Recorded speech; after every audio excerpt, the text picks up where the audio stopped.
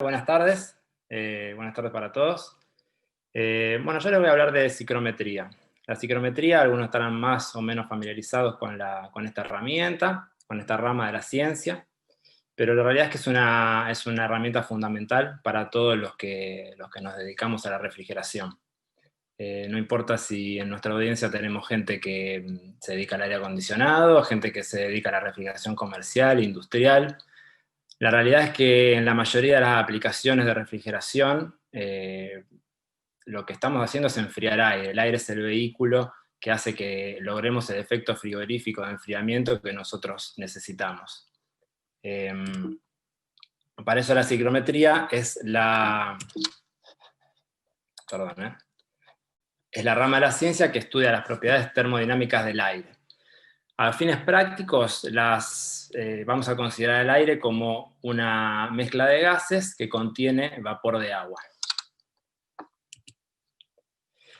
La ciclometría, si bien es una herramienta teórica, nos ayuda a nosotros a resolver cuestiones prácticas de aplicación directa en nuestro trabajo. Generalmente cuando uno dimensiona una instalación, lo primero que busca es cuál es la potencia que yo necesito para lograr el objetivo que los usuarios, nuestros clientes nos solicitan.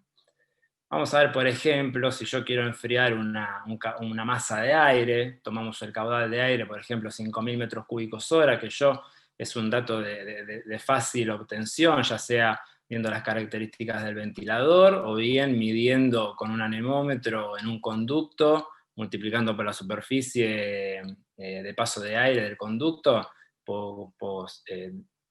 tener el caudal de aire que está circulando por allí. La condición de entrada del aire, que se puede bien medir, puede ser un dato dado, o bien puede ser, si tomo temperatura del exterior, el promedio en la zona donde estoy trabajando, y la temperatura de salida de aire, que siempre es un dato que es lo que nosotros buscamos, ¿no? Es el objetivo que pretendemos lograr. Para esto, ¿qué potencia necesito para enfriar esta masa de aire de 28 grados con el 60% de humedad a, por ejemplo, 16 grados? Esto es una cuestión que lo resuelve las herramientas que nos brinda la ciclometría.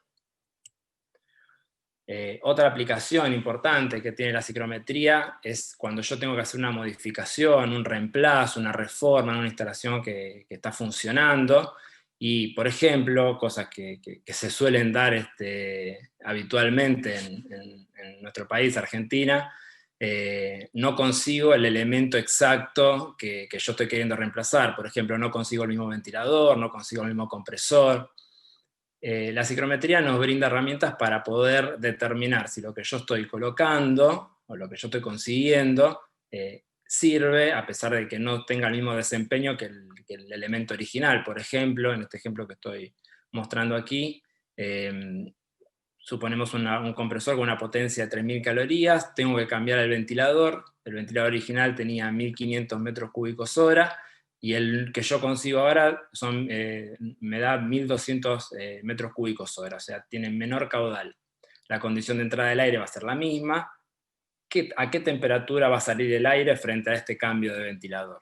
Eso es algo que tal vez muchos no lo hagan, lo cambian y si más o menos es parecido y funciona, perfecto, pero la realidad es que se puede calcular y uno se puede anticipar a un resultado negativo o un resultado inesperado cuando uno realiza este tipo de modificaciones.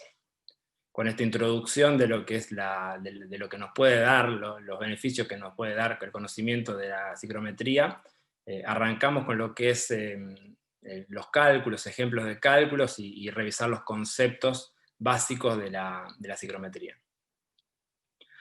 Repasamos algunos conceptos básicos. El punto de rocío es el punto de saturación del aire. Es el punto donde el aire contiene, como ya dijimos que el aire contiene vapor de agua, la capacidad que tiene el aire para contener vapor de agua es limitada y depende fundamentalmente de la temperatura. El punto de rocío es el punto donde el aire contiene la máxima cantidad de agua posible, para una temperatura dada, claro. La humedad relativa es un concepto que todos conocemos, todos manejamos habitualmente. ya sea en la vida cotidiana o bien en la vida profesional, para tener el dato en una cámara frigorífica, por ejemplo, en una oficina. Es un concepto que se mide, que la unidad es porcentaje, eso nos dice que es una relación entre dos valores, y es la relación entre el vapor de agua actual, el vapor de agua medido en un punto dado del aire, y el vapor de agua máximo que puede contener el aire en estado de saturación. O sea que si el aire en una temperatura puede contener, por ejemplo, 20 gramos de agua por kilo de aire, si ese aire, cuando lo mido, contiene 10 gramos de agua, estaremos hablando de una humedad relativa del 50%. La entalpía del aire es un concepto muy importante, es el calor que está almacenado en el aire en una condición dada. Si nos han seguido en las charlas que hemos dado esta semana, han visto seguramente gráficos de entalpía de refrigerante, gráficos de entalpía de CO2. La entalpía es energía, y para esta aplicación es la energía que está almacenada en el aire en una condición dada, una condición de temperatura y humedad dada. La temperatura de bulbo seco es la temperatura habitual que normalmente manejamos a diario o en la cotidianidad. Es la temperatura que se mide con un termómetro convencional, un termómetro de mercurio convencional. Y la temperatura de bulbo húmedo es la temperatura que se mide con un termómetro de bulbo húmedo. No tiene una aplicación tal vez tan habitual como la temperatura de bulbo seco, pero sí nos sirve, por ejemplo, para aplicaciones de tipo evaporativas, por ejemplo, condensadores evaporativos, para calcular el diferencial térmico respecto a la temperatura de condensación. En muchos pliegos técnicos, quien los hayan visto, generalmente está expresada la condición de entrada del aire, puede estar expresada bien en temperatura y humedad relativa, o bien en temperatura bulbo seco y temperatura bulbo húmedo. Estos dos conceptos nos sirven para ubicar el punto de trabajo en el diagrama enciclométrico que vamos a ver a continuación, y a partir de ahí tener todos los datos y toda la información que el diagrama enciclométrico nos brinda. El diagrama enciclométrico es el diagrama que nos da toda la información respecto a la condición de aire en varios puntos, en cualquier punto dado. Hoy por hoy existen aplicaciones y programas de PC que nos dan estos datos en forma automática, pero es interesante ver el diagrama enciclométrico. Ahora vamos a hacer un recorrido en diferentes condiciones para ver dónde está la información y cómo una información me lleva a la otra. Este es el diagrama enciclométrico. Vamos a ver cuáles son los elementos que se encuentran en este diagrama. En la parte de abajo, en el eje X, tenemos la temperatura bulbo seco, como decía, es la temperatura que manejamos habitualmente. En el eje Y tenemos el contenido de vapor. En este caso, el contenido de vapor, que uno ve 0,0, está expresado en kilos de agua por cada kilo de aire. Para hacerlo más simple, en los ejemplos que vamos a ver luego, vamos a hablar de, por ejemplo, 5 gramos, 7 gramos, 10 gramos de agua por cada kilo de aire. Luego tenemos la entalpía y la temperatura de punto de rocío. Veamos un poco cómo se lee el diagrama enciclométrico. Para una condición, suponemos, de 30 grados con el 40% de humedad, yo voy a partir de los 30 grados de bulbo seco y me voy a ir a parar a la curva de 40% de humedad que cruza en el diagrama. Este es nuestro punto de trabajo, es nuestro punto de condición que estamos buscando. A partir de ahí vamos a leer todos los valores que componen las propiedades del aire en ese punto. Por ejemplo, voy a ver que el contenido de agua será unos 10,8 gramos por kilo de aire. Vamos a ver que la temperatura de bulbo húmedo es de 20 grados, por eso les decía antes que la temperatura de bulbo, si el dato en el pliego técnico está expresado en lugar de 30 grados y 40% de humedad, estuviera expresado como 30 grados de bulbo seco, 20 grados de bulbo húmedo, yo puedo hacer el camino inverso de esa flecha y encontrar igual el punto de trabajo. O sea, eso me va a dar a mí, la relación entre el bulbo húmedo y el bulbo seco me va a dar a mí que ese aire tiene una condición de 40% de humedad relativa. Sigo por la misma línea, por el mismo eje, y encuentro el dato de la entalpía del aire en ese punto. Y por último, moviéndome en el sentido del eje X, voy a encontrar el punto de rocío. Es importante saber, entender que si bien la curva es la misma del punto de bulbo húmedo, es diferente cómo yo hallo esos dos valores. Para tener un ejemplo práctico de aplicación de cálculo, vamos a ver un ejemplo de secado de aire. Un ejemplo de secado de aire es un poco más complejo que un ejemplo de enfriamiento de aire, ya que tiene algunas etapas más. En este caso vamos a suponer una temperatura de entrada de aire de 25 grados con el 70% de humedad relativa, y yo lo quiero llevar a 21 grados con el 40% de humedad relativa. O sea que mi condición de salida va a ser un aire con una temperatura más baja y una humedad más baja.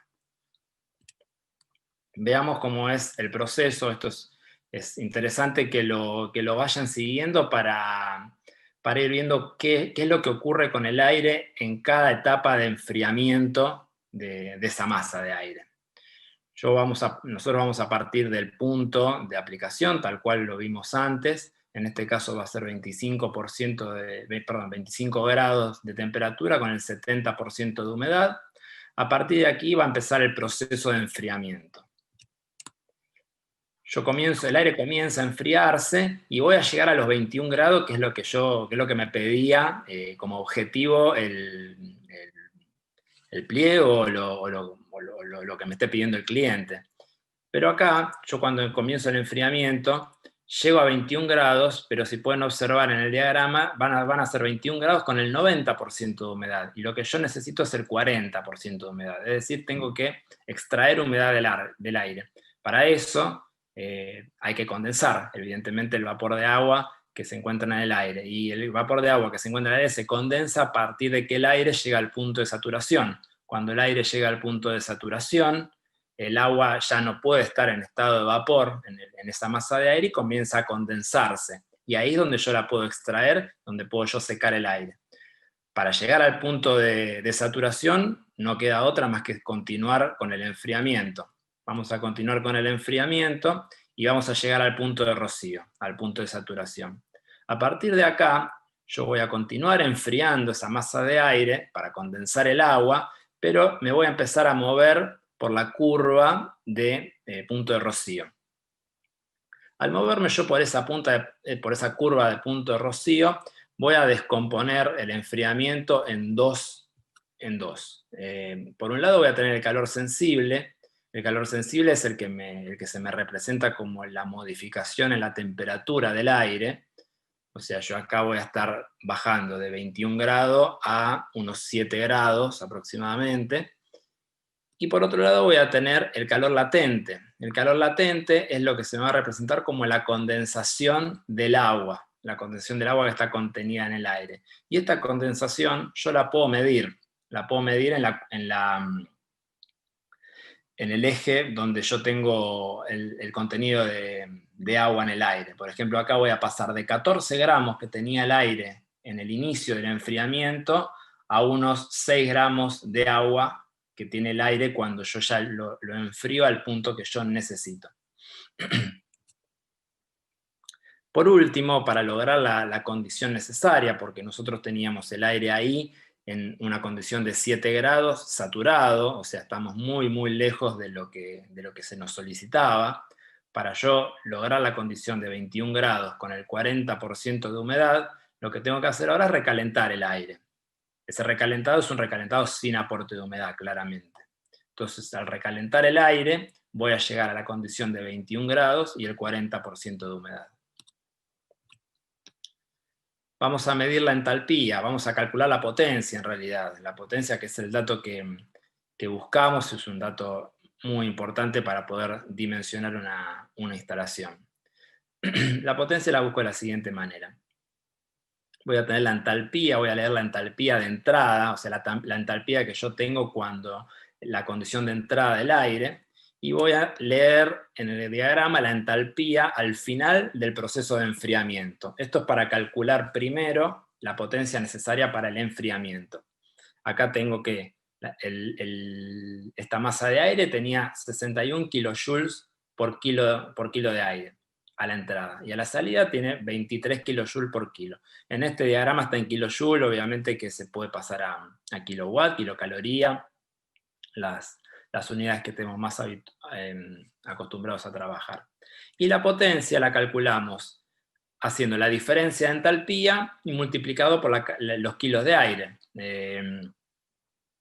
Simplemente con este simple cálculo vamos a tener la capacidad que yo necesito, o la potencia que yo necesito para enfriar este aire y lograr la condición necesaria. Por el contrario, para calcular lo que es el recalentado, vamos a hacerlo con un proceso similar, pero al revés. O sea, voy a partir de los 23 kilojoules en el punto más frío del aire, y voy a leer la entalpía al término del proceso de calentamiento. En este caso son 37 kilojoules por kilo. Y la capacidad de recalentado va a ser exactamente la misma, el mismo proceso que utilicé para calcular la potencia de enfriamiento. Va a ser la diferencia de entalpía multiplicado los kilos de aire. Este tipo de procesos, este tipo de transformaciones, se llevan a cabo generalmente en unidades manejadoras de aire o equipos especiales para este tipo de procesos. Las unidades manejadoras de aire cuentan con todos los elementos para lograr este tipo de transformaciones. Pueden contar con un intercambiador, un evaporador para el enfriamiento, un recalentador, cuentan con filtros, con ventiladores para forzar esa masa de aire a través de conductos y a través de los intercambiadores. Y esto es lo que me va a permitir a mí lograr el efecto que yo necesito y lograr el objetivo que nos piden nuestros clientes. Ahora vamos a ver un poco cómo dentro de la manejadora de aire se suceden los cambios que acabamos de ver en el diagrama ciclométrico. A la entrada del evaporador voy a tener la condición que vimos en el diagrama. En este caso eran 25 grados con el 70% de humedad. Esta masa de aire ingresa en el evaporador, que el evaporador puede ser también un intercambiador de calor de tipo intercambio con agua fría, con una mezcla de agua y glicol. En este intercambiador, en este evaporador, se va a producir el enfriamiento de esa masa de aire, que va a estar saliendo a esta temperatura de 7,5, saturado, y por otro lado va a estar retirando, condensando el agua que le está quitando esa masa de aire. Esta agua, como ustedes pueden ver ahí, se puede calcular.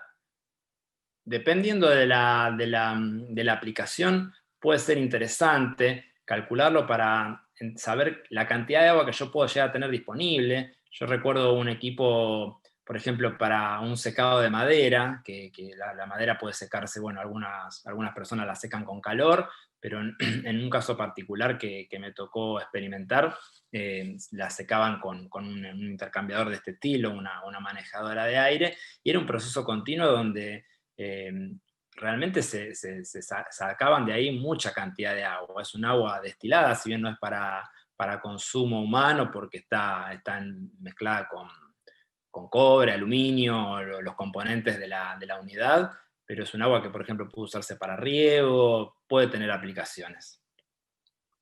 El aire como les decía, el aire enfriado, va a entrar en el recalentador, que el recalentador puede ser un paquete de resistencia, puede ser una serpentina de gas caliente, puede ser una serpentina de vapor, de agua caliente, y va a salir de este recalentador en la condición de salida que nosotros buscábamos, en este caso 21 grados con el 40% de humedad. Recordamos cómo calcular la capacidad de ambos equipos. La capacidad del evaporador va a ser la diferencia de entalpía entre la entrada y la salida del aire enfriado, multiplicado por los kilos de aire que yo voy a circular por estos intercambiadores, y la capacidad del recalentador será también la diferencia de entalpía, multiplicado por los kilos de aire. Vamos a ver un poco, ayer una persona, no recuerdo si era ayer o antes de ayer, una persona preguntaba por el tema de la humedad en las cámaras, cómo solucionar algunos problemas, cómo regularla. La entalpía, los conceptos que acabamos de ver, que son tal vez un poco más abocados a lo que es un proceso industrial especial o un proceso más de climatización. Los conceptos de la psicometría se aplican en los sistemas de refrigeración comercial y nos permiten entender por qué a veces se suceden cuestiones ambientales en las cámaras y cómo podemos nosotros calcular para tener la condición que necesitamos. Los alimentos contienen agua, todos los alimentos contienen agua, sobre todo los alimentos frescos, incluso el cuerpo humano, en su gran mayoría es agua.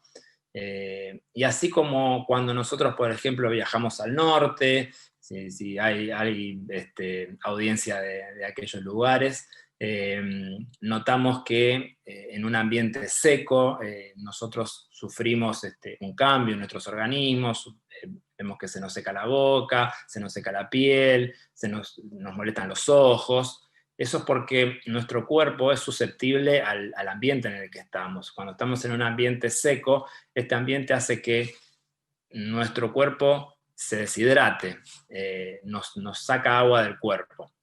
Lo mismo ocurre con los alimentos cuando están en una cámara frigorífica o se encuentran almacenados en lugares que no tienen la condición necesaria o la condición recomendada para su correcto almacenamiento. Nosotros podemos tomar un vaso de agua y con eso nos recuperamos, pero el alimento, una vez que pierde el agua, en realidad está perdiendo la frescura, está perdiendo las condiciones ideales para luego ser comercializado. Es indispensable controlar estas condiciones para que el producto se pueda almacenar correctamente y nuestros clientes, los usuarios de estos sistemas frigoríficos puedan tener un éxito en su negocio y puedan comercializar el producto en óptimas condiciones. La humedad en las cámaras frigoríficas, que es el concepto más interesante para la correcta conservación de alimentos frescos, depende fundamentalmente del diferencial térmico del evaporador. Nosotros ya vimos en el diagrama psicométrico que a menor temperatura del aire, menor es la capacidad que este aire tiene para contener vapor de agua, contener agua en su mezcla. Por eso es que cuanto más baja es la temperatura de evaporación en las cámaras frigoríficas, menor va a ser la capacidad que tiene el aire para retener agua en su mezcla, y por eso es que se le va a quitar más cantidad de agua a la cámara frigorífica. Vamos a verlo con un ejemplo práctico. Por ejemplo, tenemos una cámara de 2 grados de temperatura. Va a ser la temperatura de retorno, obviamente, de retorno al evaporador. Suponemos para este ejemplo una temperatura de evaporación de menos 5 grados. Con esta temperatura de evaporación podemos suponer una temperatura de salida de 2 grados bajo cero, de menos 2. Si vamos al diagrama psicométrico, la cantidad de agua que puede tener el aire saturado a menos 2 grados es de 2,97 gramos de agua por kilo de aire, casi 3 gramos de agua por kilo de aire. Esto se da con una temperatura de evaporación de menos 5. Si suponemos por otro lado que para misma temperatura de cámara de 2 grados tenemos una evaporación de menos 10, es decir, 5 grados por debajo de lo que vimos en el ejemplo anterior, la temperatura de salida de aire lógicamente va a ser más baja. Suponemos algo lógico, menos 6 grados, y a menos 6 grados, según el diagrama psicométrico, la cantidad de agua que está almacenada en esa mezcla de aire es de 2 gramos por kilo. Como vemos, se bajó un tercio, prácticamente un tercio, la cantidad de agua que nosotros tenemos en esa mezcla. Es decir, antes teníamos menos 5 con 2 grados, o sea, un diferencial térmico de 7 grados, ahora tenemos un diferencial térmico de 12, y ese aumento en el diferencial bajó 1/3 la cantidad de aire que el aire puede retener en su mezcla. Esto tiene consecuencias, lógicamente, las consecuencias están a la vista. En los trozos de carne que estamos viendo en pantalla, el de la derecha estuvo conservado en óptimas condiciones y el de la izquierda, como se ve, sufrió una pérdida de agua.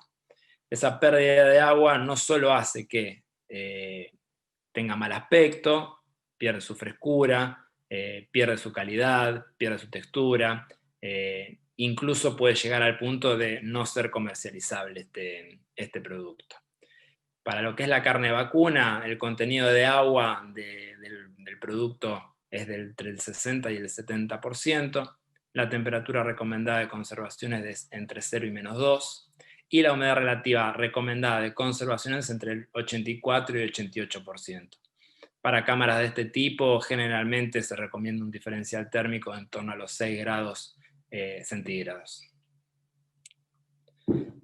Como vemos, al perder agua, también lógicamente se pierde peso. Esto es claramente negativo, muy negativo para nuestros clientes, para los usuarios, ya que la carne lógicamente se vende por kilo, entonces al perder peso ellos pierden dinero. Y no solo eso, sino que todos cuando vamos a la carnicería nos gusta elegir el corte que mejor se ve, y claramente al perder la humedad pierde el aspecto de un producto fresco. Entonces, no solo va a perder si lo vende, va a vender un producto con menor peso, sino que además es posible que no lo pueda ni siquiera vender. Y además de eso, como un perjuicio adicional, para yo poder condensar, para yo condensar esa cantidad extra de agua, como vimos antes, que el aire tenía menor cantidad de agua, yo para condensar esa agua consumí energía, porque lógicamente para realizar un proceso de condensación se necesita energía para quitar ese calor latente del aire. Entonces se bajó la cantidad de agua de la cámara frigorífica, se perdió peso en el producto, se perdió la frescura, se perdió el aspecto bueno del producto, y encima se consumió energía para lograr ese efecto negativo. Con lo cual, claramente es perjudicial en todos los aspectos. Germán, discúlpame, perdón, te habla Diego. Te quedan 5 minutos para terminar la charla, Ok, gracias. Diego, dale. Las frutas y los vegetales son aún más sensibles a las bajas humedades de conservación, y es muy importante tener el porcentaje adecuado de humedad en este tipo de productos. Acá les dejo rápidamente, para no demorar más tiempo, algunos datos de conservación ideales para determinados productos. Como ven, son muy dispares. Las bananas, por ejemplo, se conservan a una temperatura bastante mayor a los cítricos, y por ejemplo, en el caso de los frutos secos, lógicamente que el contenido de agua es mucho menor, y por ende el ambiente debería estar a menor humedad relativa. Pero bueno, como les decía recién, no todos los productos requieren alta humedad, o sea, no siempre la alta humedad es beneficioso. El caso es de las semillas, por ejemplo, o el maní también. Son productos que requieren una humedad baja para poder conservar su forma, y una temperatura también precisa. ¿Por qué? En el caso de las semillas tenemos dos perjuicios. Por un lado, arriba de los 14 grados prolifera el gorgojo, que destruye directamente la semilla, y por otro lado, por encima del 55% de humedad, es posible que la semilla germine, con lo cual tampoco sirve para su comercialización. Es por eso que necesitamos controlar ambos aspectos, tanto de humedad como de temperatura, para el correcto conservamiento de este elemento. Por último, repasar un poco el tema de calidad y rentabilidad. Yo creo, y siempre lo comento, que un correcto dimensionamiento de una instalación es importante para para un beneficio para el negocio de nuestros clientes, de los usuarios. Es importante transmitirlo eso a la hora de cotizar una obra, de calcular una obra. Es importante hablarlo, explicarlo técnicamente, de cómo un correcto dimensionamiento de todos los elementos hace que luego su negocio sea beneficiado. Y con esto termino la presentación. Les agradezco a todos por la atención.